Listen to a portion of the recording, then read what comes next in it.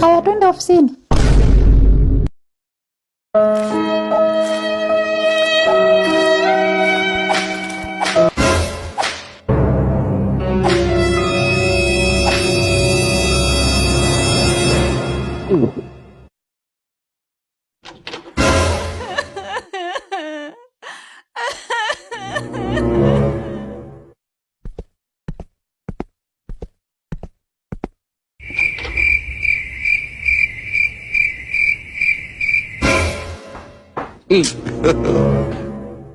Jamani walimu, nimewaletea mwanafunzi maana amenichosha na amenishinda kabisa.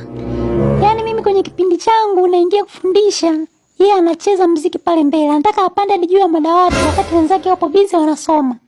Si ndo Lufunyu huyo. Walimu ngojeni, mimi namshenyenta mwenyewe. Maana hata kwenye mtihani wangu wa hesabu alikata jibu sahihi akaandika la uongo. Sawa, mimi niongezee viwili huyo. Kwenye mtihani wangu aliandika lugha kuu ya taifa ni Kisukuma. Mwalimu, muona na uovaji. Hebu mshenyente vinne akumbuke namna ya kuchomekea shati. Huyo dogo kwanza hana adabu. Kuna siku nimeenda kwao, mama yake akamwambia anipe kinywaji, yeye akaniletea maji ya kunywa. Hebu nishenyente na mimi taka.